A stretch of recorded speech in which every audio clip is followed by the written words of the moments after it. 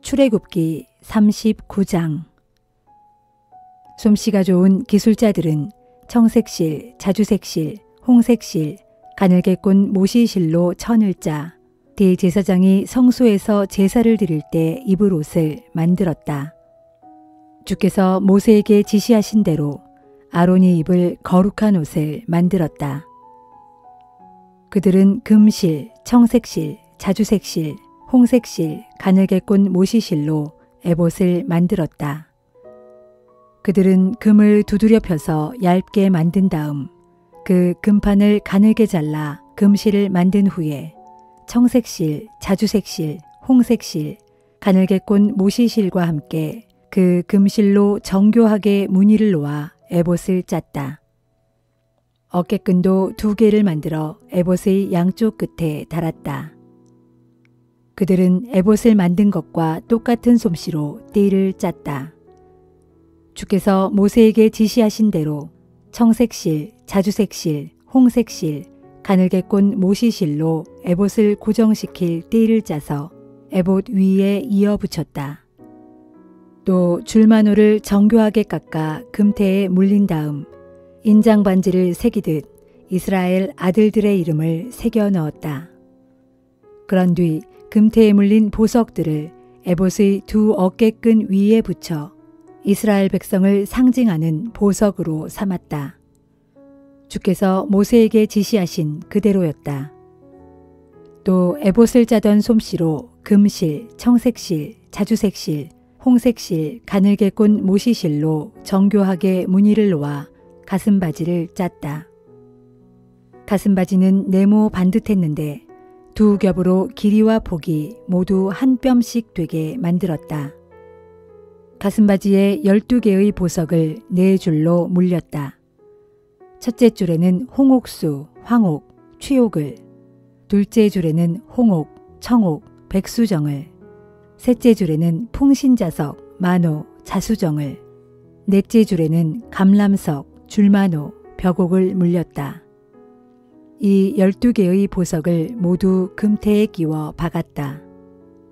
그리고 이 보석들에 인장반지를 새기는 솜씨로 이스라엘 12지파의 이름을 각각 하나씩 새겨 넣었다. 또 가슴바지를 매달 순금사슬은 노끈처럼 꼬아서 만들었다. 금태 2개와 금고리 2개를 만들어 금고리 2개를 가슴바지 양쪽 끝에 달았다. 꼬아 만든 금사슬 2개를 가슴바지 양쪽 끝에 단 고리에 꿰어매고 고리에 꿰어맨 2 금사슬의 다른 2 끝은 금태에 매달았다. 그들은 그 사슬들을 에봇의 2 어깨끈 위에 달아 그 앞쪽으로 늘어뜨렸다. 금고리 2개를 만들어 그 금고리들을 에봇의 안쪽 면과 겹치는 경계 부분인 가슴바지 양 끝에 달았다. 또 금고리 2개를 더 만들어 그 금고리들을 에봇 밑의 양쪽 어깨끈 앞에 달았다. 그곳은 정교하게 짜 만든 에봇띠의 위쪽이었다. 그런 뒤에 그들은 청색실로 꼬은 줄로 가슴바지를 그 금고리들에서 에봇의 고리들까지 묶었다. 그들이 가슴바지를 묶은 곳은 정교하게 짠 에봇의 띠 위쪽이었다. 그렇게 묶음으로써 가슴바지를 에봇에서 떨어지지 않게 했다. 다 주께서 모세에게 지시하신 그대로였다. 또 솜씨 좋은 기술자들은 에봇에 받쳐 입는 겉옷을 모두 청색 옷감으로 지었다. 겉옷 한복판에는 머리를 집어넣을 구멍을 냈고 그 구멍의 가장자리를 돌아가며 갑옷깃을 홀치듯 누벼서 구멍이 찢어지지 않게 했다. 그런 뒤 청색실, 자주색실, 홍색실, 가늘게 꼰 모시실을 엮어 석류 모양의 술을 만들어 겉옷의 가장자리에 돌아가며 달았다. 또 순금으로 방울을 만들어 겉옷의 가장자리에 달린 석류 모양의 술들 사이사이에 달았다. 곧 금방울 하나, 석류 모양의 술 하나, 또 금방울 하나, 석류 모양의 술 하나, 이런 식으로 겉옷의 가장자리를 빙 돌아가며 달았다. 주께서 모세에게 지시하신 그대로였다. 또 그들은 곱게 짠 가는 모시로 아론과 그의 아들들이 입을 속옷을 만들었다. 고운 모시로 두건을 만들고 고운 모시로 화려하게 꾸민 관도 만들었다. 또 가늘게 꼰 모시실로 모시 속바지도 만들었다. 또 가늘게 꼰 모시실, 청색실, 자주색실, 홍색실로 정교하게 무늬를 놓아가며 허리띠를 짰다. 주께서 모세에게 지시하신 그대로였다. 또 그들은 순금으로 제사장의 관에 붙일 패를 만들었다. 그 패에는 인장반지를 새기는 솜씨로 주께 성결이라는 문구를 새겨 넣었다. 그런 다음 이 패를 청색실로 꼰 줄에 매어 관 앞면에 붙였다. 주께서 모세에게 지시하신 그대로였다. 이리하여 성막, 곧 만남의 장막 공사가 모두 끝났다. 주께서 모세에게 지시하신 것을 그대로 다 실행했다. 성막을 만든 기술자들은 성막뿐만 아니라 성막에 딸린 모든 기구들을 모세에게 가져왔다. 성막에 딸린 갖가지 기구들은 다음과 같다. 갈고리, 널빤지, 가로대, 기둥, 기둥 밑받침, 붉은 물을 들인 수량 가죽으로 만든 덮개, 오소리 가죽으로 만든 덮개, 증거궤를 가리는 휘장, 증거궤, 채, 속죄판, 상, 그 상에 딸린 모든 기구들, 제사에 쓸 빵, 순금 등잔대, 거기에 올려놓을 등잔, 등잔대에 딸린 갖가지 기구들, 등잔 기름, 금으로 만든 분향제단, 성별하기 위해 머리에 붓는 거룩한 기름, 좋은 향내를 풍기는 향, 장막 문에 칠 휘장, 노쇠 번제단, 노쇠 그물망, 채, 번제단에 딸린 갖가지 기구들, 놋 물두멍과 놋 받침대, 울타리에 칠 휘장, 기둥과 그 밑받침, 울타리 정문에 칠 휘장, 그 휘장을 치는 데 쓸 줄과 말뚝, 이 밖에도 성막, 곧 만남의 장막에서 쓸 모든 기구들, 제사장이 성소에서 의식을 행할 때 입을 옷, 곧 대제사장 아론이 입을 거룩한 옷, 아론의 아들들이 제사장의 일을 할 때 입을 옷. 이스라엘 백성들은 주께서 모세에게 지시하신 그대로 모든 일을 다 했다. 모세는 성막 기술자들이 만든 모든 것들을 살펴보았다. 모든 것들이 주께서 지시하신 그대로 다 된 것을 알고 모세는 그들에게 복을 빌어주었다.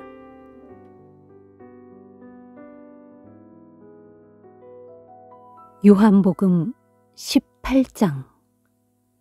기도를 마치신 후 예수께서는 제자들과 함께 기드론 골짜기를 건너 맞은편에 있는 올리브 나무가 우거진 동산으로 들어가셨다.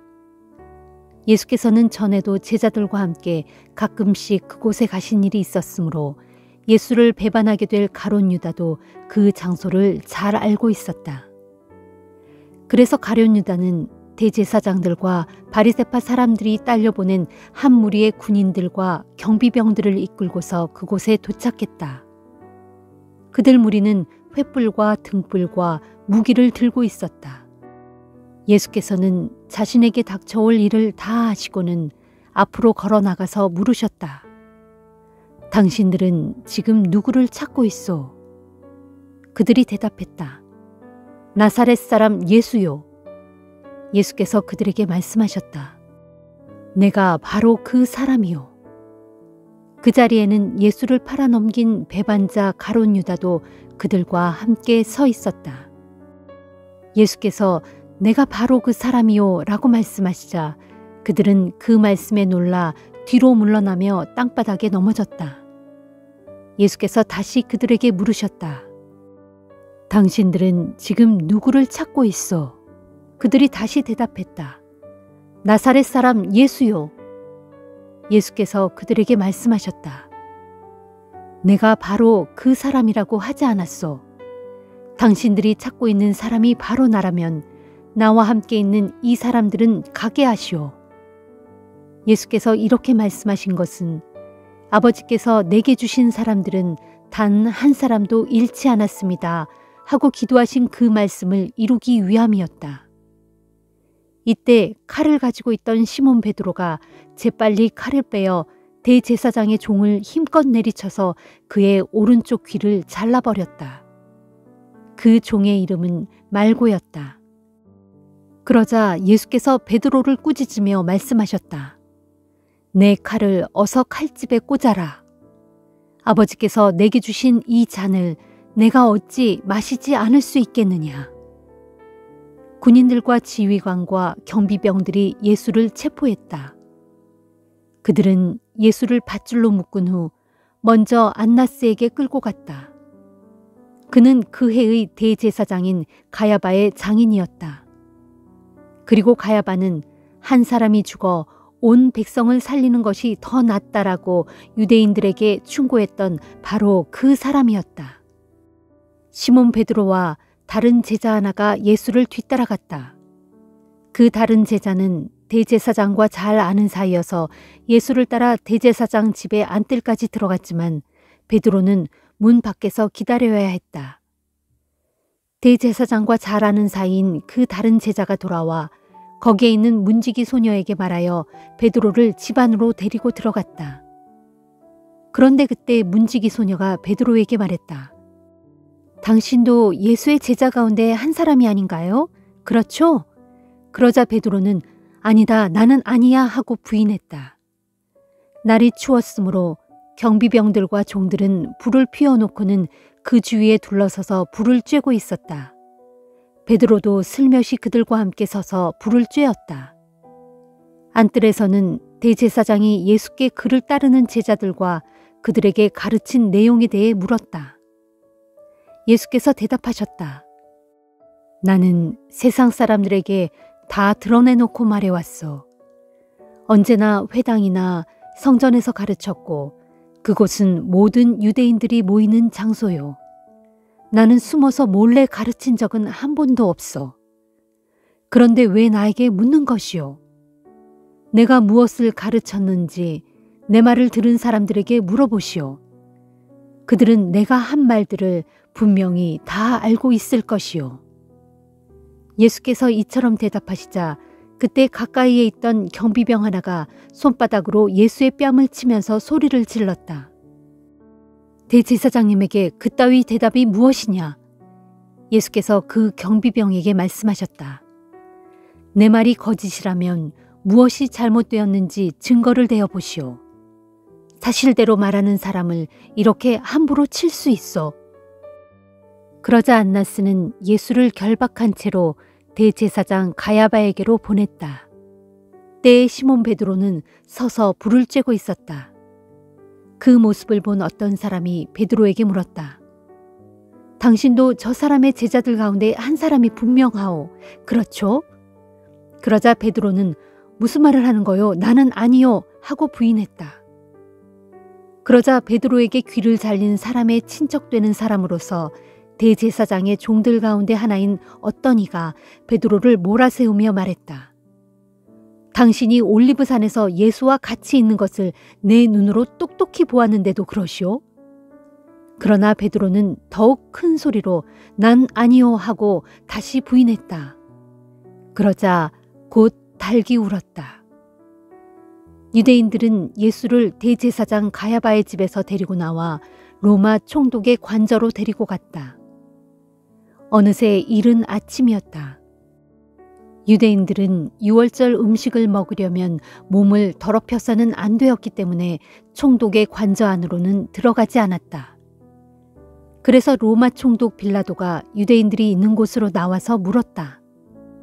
당신들은 이 사람을 무슨 일로 고발하였소? 유대인들이 대답했다. 그 사람이 악한 일을 저지른 범죄자가 아니라면 우리가 왜 그를 당신에게 넘겼겠습니까? 빌라도가 말했다. 그렇다면 그를 데리고 가서 당신네 법대로 재판하시오. 이 말에 유대인들이 반발했다. 우리에게는 사람을 사형시킬 권한이 없습니다. 이로써 예수께서 자신이 어떻게 돌아가실 것인가에 대해 이야기하신 그 말씀이 이루어지게 되었다. 총독 빌라도는 자신의 관저 안으로 돌아가 예수를 자기 앞에 불러다 세워놓고 물었다. 내가 유대인의 왕이냐? 예수께서 빌라도에게 되물으셨다. 지금 그 말은 당신의 생각에서 나온 것이요. 다른 사람들이 나를 두고 당신에게 한 말이요. 빌라도가 말했다. 너는 내가 유대인인 줄 아느냐?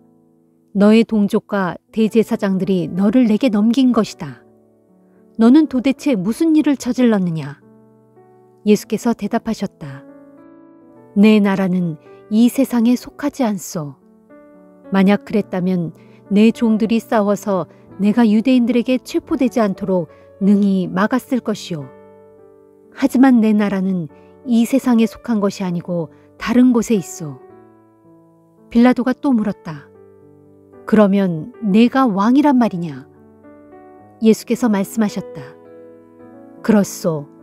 당신의 말대로 나는 왕이요.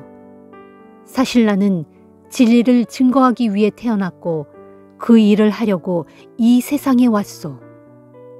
그러므로 누구든지 진리 편에 서 있는 사람들은 모두 내 말을 듣소. 빌라도가 또 물었다. 진리가 무엇이냐? 이 말과 함께 빌라도는 다시 유대인들에게로 나가서 그들에게 말했다. 나는 그 사람에게서 아무런 죄도 찾지 못했소. 그러니 이렇게 하면 어떻겠소? 해마다 6월절에는 죄수 한 명을 놓아주는 관례가 있는데 이번에는 저 유대인의 왕을 놓아주는 것이 어떻겠소? 그러자 유대인들이 큰 소리로 외쳤다. 안 됩니다. 그 사람은 절대로 안 됩니다. 바라바를 놓아주십시오.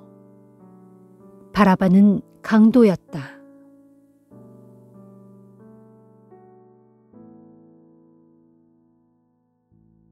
잠언 15장. 부드러운 대답은 분노를 가라앉혀도 거친 말은 화를 돋운다. 지혜로운 사람의 혀는 선한 지식을 널리 베풀지만 어리석은 자의 입은 어리석음만 마구 쏟아낸다. 주님의 눈은 어디든지 있어 악한 사람과 선한 사람을 모두 지켜보신다. 부드럽고 따뜻한 말은 사람에게 생기를 주는 생명나무와 같지만 가시돋친 잔인한 말은 사람의 마음을 갈기갈기 찢어놓는다. 어리석은 사람은 아버지의 훈계에 콧방귀를 끼지만 지혜로운 사람은 아버지의 꾸지람을 마음에 깊이 새긴다. 의인의 집에는 많은 재물이 수북이 쌓이지만 악인의 소득은 도리어 고통만 불러온다. 지혜로운 사람의 입술은 선한 지식을 널리 퍼뜨리지만 어리석은 자의 혀는 마음속의 어리석음을 널리 드러낼 뿐이다. 악인의 제사는 주께 역겨움만 잔뜩 안겨다 줄 뿐이지만 정직한 자의 기도는 주께 큰 기쁨을 안겨준다. 악인의 길은 주께서 아주 싫어하시지만 의를 추구하는 자들의 길은 주께서 무척 사랑하신다. 올바른 길을 떠난 사람에게는 엄한 징계가 기다릴 뿐이고 올바른 훈계를 싫어하는 사람 저 깊디 깊은 곳에 죽음과 파멸까지도 주 앞에 훤히 드러나거늘 하물며 한 뼘 사람의 마음이야 오죽 주 앞에 밝히 드러나지 아니하랴. 우쭐대는 거만한 자들은 자신을 책망하는 사람을 싫어하고 지혜로운 사람을 찾아가 물으려 하지도 않는다. 마음이 즐거우면 얼굴도 환해지지만 마음속에 근심이 있으면 심령도 상하게 마련이다.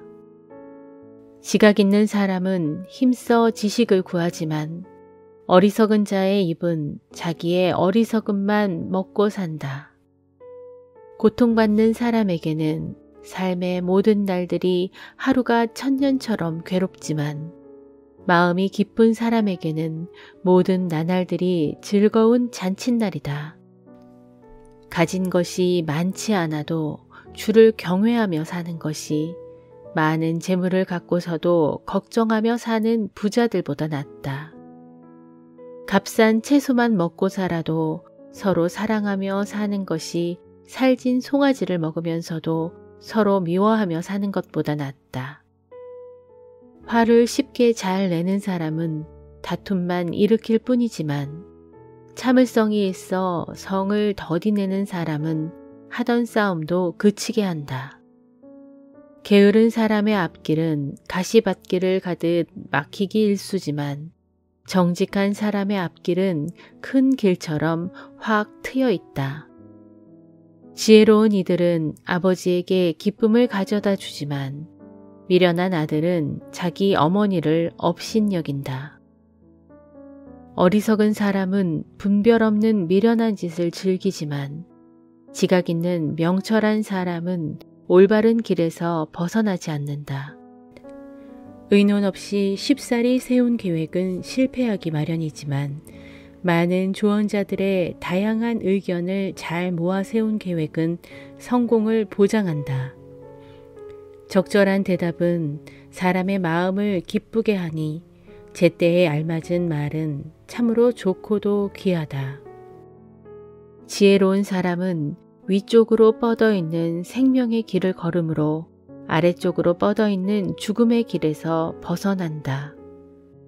주께서는 교만한 사람의 집은 사정없이 헐어버리시지만 과부의 담장은 튼튼하게 지켜주신다. 주께서는 악한 사람의 생각은 아주 싫어하시지만 순결한 사람의 말은 무척 기뻐하신다. 불의한 재물을 탐하는 사람은 자기 집안에 해를 끼치지만 뇌물을 싫어하는 사람은 오래도록 평안히 살아간다. 의인은 대답할 말을 그 마음속에 깊이 생각하지만 악인의 입은 생각 없이 악한 말을 마구 내뱉는다. 주께서는 악인을 멀리 내치시지만 의인의 기도에는 귀를 기울여 주신다. 밝은 얼굴은 사람의 마음에 기쁨을 가져다 주고 기쁜 소식은 사람의 뼛속까지 건강하게 한다. 생명을 살리는 훈계에 귀를 기울이는 사람은 지혜로운 사람으로 그는 지혜로운 사람들과 어울리면서 그들 가운데 자기 자리를 잡는다. 훈계를 싫어하고 무시하는 사람은 자기 인생을 가볍게 여기는 사람이지만 올바른 꾸지람에 귀를 기울이는 사람은 인생의 깨달음을 얻게 된다. 주를 경외하라는 것이 지혜가 주는 훈계이다. 또 누구든지 겸손해야만 존귀를 얻을 수 있다.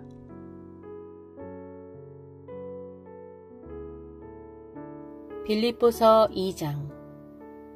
그러므로 여러분이 그리스도 안에서 무슨 격려나 무슨 사랑의 위로나 무슨 성령의 교제나 무슨 자비나 무슨 긍휼을 베풀려거든 여러분은 한 마음과 한 뜻으로 같은 사랑을 가지고 하나가 되어 행함으로써 내 기쁨이 넘치게 해주십시오.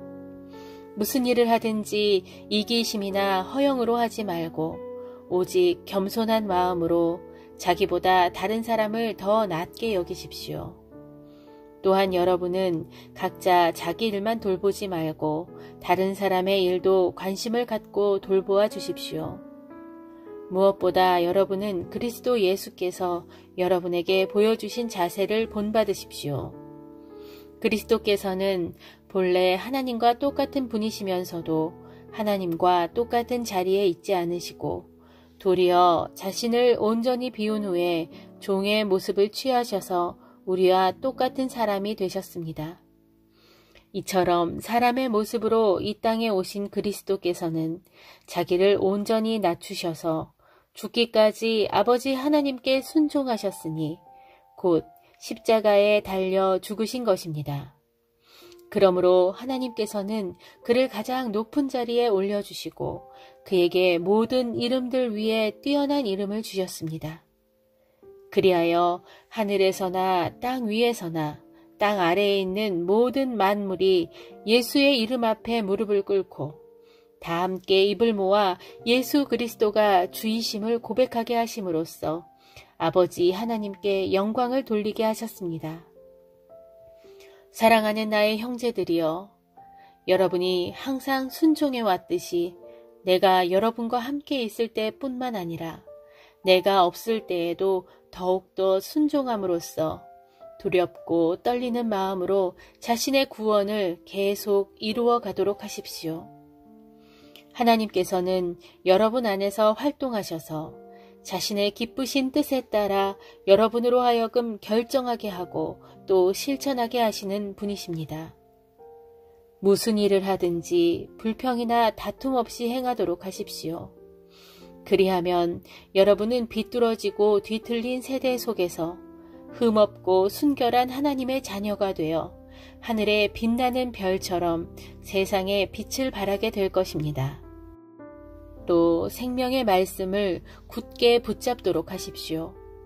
그러면 내가 애써 달려온 것과 힘써 수고한 것이 헛되지 아니하여서 그리스도께서 다시 오실 그때에 내가 여러분으로 인해 자랑스러워하게 될 것입니다. 형제들이여, 여러분이 드리는 믿음의 제사 위에 설령 내 생명의 피가 부어진다고 할지라도 정녕 나는 기뻐하고 여러분 모두와 더불어 기뻐할 것입니다. 그러니 여러분도 이와 같이 기뻐하고 나와 더불어 기뻐하십시오. 주께서 허락하신다면 나는 디모데를 가까운 시일 안에 여러분에게 보내려고 합니다. 그가 다녀와서 여러분의 형편을 내게 전해주면 내가 기운을 받을 수 있을 것입니다. 지금 나에게는 디모데만큼 여러분의 일에 진정으로 마음을 쓰는 사람도 없습니다. 모두가 자기 일에만 정신이 팔려 예수 그리스도의 일에는 관심이 없지만 여러분도 아시다시피 디모데는 그렇지 않습니다. 디모데는 내가 복음을 전하는 일에 마치 자식이 아버지에게 하듯이 나를 성심성의껏 도와주었습니다. 그러므로 나는 내 형편이 파악되는 대로 디모데를 즉시 그리로 보낼 생각입니다. 그리고 나 또한 가까운 시일 안에 여러분을 찾아갈 수 있게 될 것이라고 주 안에서 확신하고 있습니다. 그러나 나는 내 형제요 동역자요 함께 군사된 전우인 에브라도 디도를 여러분에게 돌려보낼 필요가 있다고 생각합니다. 그는 내가 어려운 처지에 있을 때 나를 돕고 또 나의 필요를 공급해 주라고 여러분이 보내주었던 여러분의 사신입니다. 지금 그는 여러분을 몹시 그리워하고 있습니다. 게다가 자기가 병으로 고생했다는 소식이 여러분에게 전해진 것을 알고는 걱정에 쌓여 지냅니다. 사실 그는 여기서 병치레를 하느라 거의 죽을 뻔했습니다. 그러나 하나님께서 그를 보살펴 주셨습니다. 이처럼 하나님께서는 그에게 뿐만 아니라 나에게도 자비를 베푸셔서 슬픔 위에 또 슬픔이 겹치지 않도록 해주신 것입니다. 그런 이유로 나는 서둘러 에바브로 디도를 여러분에게 돌려보내려고 합니다. 여러분이 그를 만나 기뻐하는 모습이 눈에 보이는 듯합니다. 그렇게 함으로써 나 역시 걱정을 한시름 덜게 될 것입니다. 그러므로 여러분은 주 안에서 기쁜 마음으로 그를 영접해 주십시오. 그런 사람은 귀한 대접을 받아야 마땅합니다. 진실로 그는 그리스도를 위해 일하다가 거의 죽을 뻔하였고 멀리 떨어져 있는 여러분을 대신하여 자기 목숨을 아끼지 아니하고 내 일을 힘껏 돌보아 주었기 때문입니다.